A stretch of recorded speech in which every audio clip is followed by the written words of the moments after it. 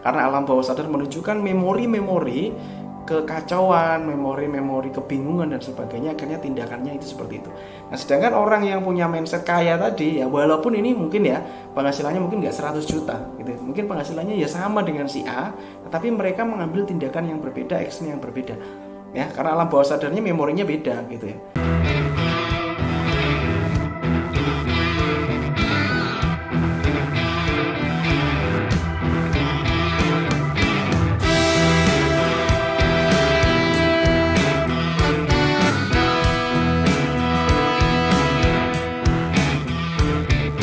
Assalamualaikum warahmatullahi wabarakatuh. Jumpa lagi bersama saya Yang, dan terima kasih telah mendukung channel ini hingga berkembang hingga saat ini. Itu adalah bantuan teman-teman, supportnya teman-teman, sehingga saya terus ada di channel YouTube ini. Nah, bagi yang belum subscribe silahkan Anda subscribe. Bagi yang baru kenal channel ini ya, selamat datang ya. Saya ingin katain bahwa di channel ini tuh saya akan bahas banyak hal tentang alam bawah sadar, tentang pikiran, money magnet, magnet uang ya, terus magnet rezeki gitu ya, dan tips triknya bagaimana bisa ngasilin duit gitu ya, itu juga. Jadi selain mindset saya juga kasih tips triknya, dan ada 200 lebih video di channel ini yang bisa Anda tonton, Anda bisa nikmati. Oke? Dan kalau belum follow Instagram saya ada di sini di Yayang Sundawa. Ini Anda bisa follow kalau misalkan ingin interaksi, ingin curhat, komunikasi dan sebagainya, silahkan follow. Dan saya juga sering membuat video-video pendek 1 menitan ya, dan saya juga sering buat status-status gitu ya, ada di Instagram saya. Nah, video ini adalah melanjutkan video yang pertama ya, tentang alam bawah sadar. Kenapa saya begitu? Karena mungkin kemarin-kemarin saya mungkin tidak membuat secara urut. Hari ini saya akan mencoba untuk mengurutkan agar Anda itu bisa lebih paham gitu ya, lebih paham dan lebih memahami tentang alam bawah sadar. Oke, di video kemarin kalau Anda belum nonton, di video pertama saya sudah membahas tentang alam sadar, alam bawah sadar, dan alam tidak sadar. Itu saya sudah membahas di situ semuanya, kelebihannya apa, kekurangannya apa, saya sudah tuliskan di situ. Di video ini saya akan membahas faktor-faktor apa saja yang mempengaruhi alam bawah sadar kita. Apa saja yang bisa direkam oleh bawah sadar, informasi apa yang bisa masuk, dan faktor-faktor apa yang bisa mempengaruhinya di alam bawah sadar ini. Oke. Sekarang saya akan menjelaskan lagi tentang alam bawah sadar, bahwa alam bawah sadar itu adalah pikiran yang sangat polos. Allah Subhanahu wa taala ini nyiptain kita pikiran ini itu enggak, nih kamu tak ciptain pikiran gitu aja, enggak gitu. Tapi potensinya itu luar biasa gila. Dan alam bawah sadar mendominasi kekuatan itu. 88% para ahli-ahli psikologi itu 88% dikuasai oleh alam bawah sadar. Menariknya alam bawah sadar ini sangat polos ya. Mereka itu tidak berpikir logik. Ya, ini luar biasanya di situ. Mereka tidak berpikir logik. Mereka berpikir imajinasi, khayalan, luar biasa ya. Jadi alam bawah sadar itu ngeri banget, sangar banget ya. Thomas Alva Edison menciptakan lampu itu awalnya dari khayalan, dari impian, dari imajinasi, dan ternyata tercipta. Hingga akhirnya muncul lampu ini. Nah, banyak hal terjadi seperti itu. Seperti di depan saya ini ada blender. Nah, blendernya. Nah, blender ini itu juga diciptakan dari awalnya imajinasi. Bagaimana bisa membuat air itu tetap panas dimasukkan ke sini. Jadi dia menghitung itu dan sebagainya. Lalu setelah alam bawah sadarnya memikirkan imajinasinya, alam sadarnya mencari cara ya. Jadi alam sadarnya mencari, oh ini komponen ini yang pas, yang ini yang pas, ini terjadilah blender sih, termos ini. Terjadilah termos ini. Gitu ya. Intinya banyak hal itu tercipta dari alam bawah sadar pada awalnya. Ide Anda itu juga dari alam bawah sadar. Ya, sering nggak Anda menemui kadang Anda pas lagi bete gitu ya, terus Anda sumpek, Anda buntu, pikirannya buntu, terus Anda lagi mandi, habis itu ketemu ide mendadak, itu saya namakan aha moment gitu ya. Jadi saya dapat ide. Nah, itu alam bawah sadar ngasih tahu kamu tentang idenya. Itu ya, ada ide, wih dapat ide gitu ya. Itu bukan kamu yang pinter, alam bawah sadar berusaha untuk mencarikan informasi untuk kamu. Di video ini saya akan bahas apa saja sih yang bisa masuk ke alam bawah sadar. All bisa masuk. Jadi semuanya bisa masuk. Semuanya bisa masuk. Sumber pertama, sumbernya itu alam bawah sadar itu dari indera kita, dari mata, dari telinga, dari mulut kita, dari perabaan kita, dari indera peraba itu tangan dan kulit dan sebagainya. Ini semua terekam, tidak ada yang terlewat satupun dari alam bawah sadar ya. Saya akan ceritakan begini ya. Waktu itu saya kehilangan dompet saya. Jadi di rumah saya hilang dompet saya. Saya cari kemana-mana nggak ketemu gitu ya. Saya cari budrek, padahal di situ ada uangnya. Nggak terlalu banyak sih, uangnya mungkin sekitar 300.000. Tetapi di situ itu ada kunci mobil gitu ya. Kunci mobil saya beda gitu dengan kunci-kunci mobil orang lainnya gitu. Kunci mobil saya memakai sensor dan sensornya itu kotak ya. Mobil saya Mazda gitu. Jadi kuncinya itu beda. Setelah itu di situ ada kayak suratnya, surat-surat STNK gitu ya, terus SIM, NPWP dan KTP, dan saya mohon maaf saya males banget untuk ngurusi hal-hal seperti itu gitu. Misalkan mau ngulang lagi itu males gitu. Mau ngantri itu males banget gitu. Dan itu menurut saya lebih berharga daripada uang di dalamnya. Jadi uangnya kan 300.000, tapi kalau yang nilai-nilai lainnya itu menurut saya sangat lebih berharga gitu. Terus saya kebingungan, saya bilang pada istri saya, "Mah gimana nih? Ning di dompetnya gitu, kemana dompetnya?" Gitu. Cari, jadi semuanya di rumah mencari. Jadi ada saya, ada istri saya, ada asisten rumah tangga, ada adik-adik saya juga nyari gitu, di rumah, dan nggak ketemu gitu. Saya bingung sekali. Terus istri saya waktu itu saya pergi ke rumah orang tua saya, berharap mungkin ketinggalan di rumah orang tua saya. Ya, saya cari di situ, dan sembari saya mencari di rumah orang tua saya, istri saya ternyata ngubungi radio gitu. Ngubungi radio untuk disiarkan di radio atau disiarkan di medsosnya. Jadi kan radio di sini ada namanya Radio Andika. Itu dia punya kayak medsos gitu, kayak fanpage, itu pengikutnya banyak, dan istri saya hubungi ke situ gitu. Tolong dicarikan nih atas nama ini bagi siapa yang menemukan nanti akan mendapatkan imbalan gitu ya. Oke, dan itu saking bingungnya sampai nelpon radio gitu. Terus akhirnya saya pulang, ternyata kan nggak ada di rumah orang tuaku nih dompet. Akhirnya aku pulang. Setelah aku pulang, aku duduk gitu. Aku bilang sama istri saya, "Mah, nggak ketemu di sana, nggak ada dompetnya," gitu ya. "Oh iya Pak, aku tadi udah ngubungi radio ya, siapa tahu ketemulah dompetnya."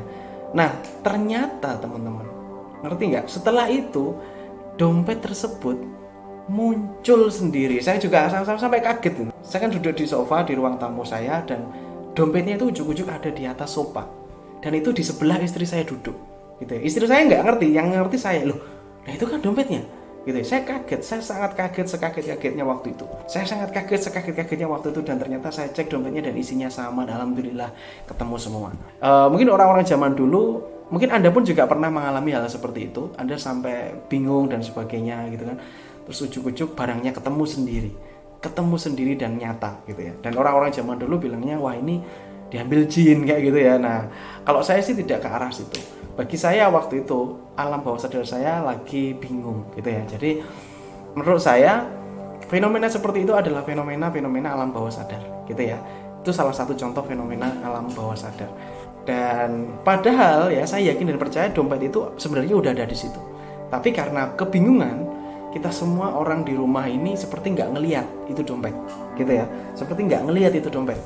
Padahal itu waktu itu saya juga inget banget, saya sampai nari sofa itu gitu. Saya cari di bawah sofa dan ternyata nggak ketemu gitu. Saya jadi teringat ketika saya dulu melakukan hipnoterapi kepada salah satu klien, dan saya membuatnya untuk menghilangkan atau melupakan suatu hal, dan bisa gitu ya, dan itu bisa terjadi untuk melupakan sesuatu ya.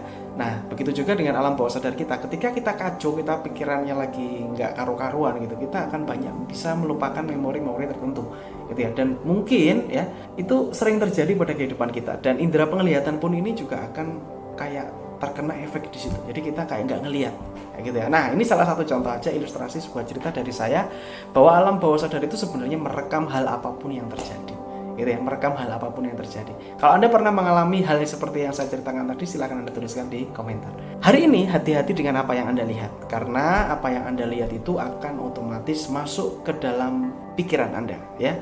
Apa yang Anda lihat, apa yang Anda dengar, apa yang Anda rasakan, apa yang di pikiran perasaan Anda, apa yang ada di pikiran Anda, apa yang kata-kata Anda, semuanya terekam masuk ke alam bawah sadar. Konsep kerjanya itu seperti ini ya. Informasi masuk langsung masuk ke alam sadar. Kan Anda membaca buku nih, misalkan Anda membaca buku atau Anda lagi nonton TV berita gitu ya. Informasi masuk, harga BBM naik gitu ya. Paham ya? Harga BBM naik. Otomatis alam sadar Anda ya kan. Pertama masuk itu kan alam sadar, Anda membaca dengan sadar. Setelah itu masuk ke alam bawah sadar. Itu prosesnya seperti itu. Jadi alam sadar dulu menangkap informasi, masuk ke alam bawah sadar lalu masuk ke tindakan atau respon. Gitu ya. Anda lihat, "Wih, harga BBM naik nih." Itu alam sadar. Lalu alam sadar langsung membangkitkan memori-memori dalam otak. Waduh, gimana nih ya kalau BBM naik? Udah gajiku cuma segini, ini cukup apa enggak nih? Udah itu biaya beli susu juga ini dan macam-macam. Alam bawah sadar langsung ngasih memori gitu, memori wah ini nanti kacau ini gini. Wah, langsung ya tindakan Anda apa? Ngajak teman-teman demo gitu. demo yuk, ayo biar turun gimana nih ya itu. Ayo kita update status yuk gitu, kita lawan pemerintah dan sebagainya. Nah, itu adalah tindakan yang respon dari alam bawah sadar. Apakah itu salah? Tidak, itu tidak salah gitu ya. Itu tidak salah sama sekali karena itu alam bawah sadar. Dan memori Anda tentu saja berbeda dengan memori orang lain gitu. Nah, bayangkan ini kan si A memiliki pemikiran seperti itu dan si B memiliki pemikiran yang berbeda gitu. Dia melihat TV berita, lalu di situ ada tulisannya ini ada BBM naik gitu, harga BBM naik. Nah, masuk alam sadar, satu diakses alam bawah sadar. BBM naik dah. Oh, santai aja, gajiku 100 juta sebulan gitu. Naik turun pun juga nggak ada efek, nggak terlalu ngefek bagi kehidupanku gitu ya. Otomatis responnya pun berbeda gitu ya. Yang tadi ya, yang orang si pertama mereka udah kebingungan, gimana kehidupanku dan sebagainya, karena alam bawah sadar menunjukkan memori-memori kekacauan, memori-memori kebingungan dan sebagainya, akhirnya tindakannya itu seperti itu. Nah, sedangkan orang yang punya mindset kaya tadi ya, walaupun ini mungkin ya penghasilannya mungkin nggak 100 juta gitu, mungkin penghasilannya ya sama dengan si A, tetapi mereka mengambil tindakan yang berbeda, action yang berbeda ya, karena alam bawah sadarnya memorinya beda gitu ya. Nah, masuk nih info BBM naik, langsung kebayang juga nih kebutuhan dan sebagainya, tapi responnya beda nih. Saya responnya gini misalkan, oke lah, nggak apa-apa BBM naik, berarti aku harus cari tambahan penghasilan gitu, berarti aku harus cari uang tambahan penghasilan yang lain yang semoga ini nggak terlalu ngefek ke sini. Dan kalau BBM naik ya biar naik. Kemudian pemerintah kan selalu memutuskan dengan istilahnya kebijaksanaan pemerintah, pasti ada suatu hal yang harus diubah sehingga harga BBM naik, dan istilahnya mungkin ada sesuatu dengan hajat orang banyak gitu ya misalkan. Nah, jadi pikirannya positif nih. Jadi si B ini pikirannya positif.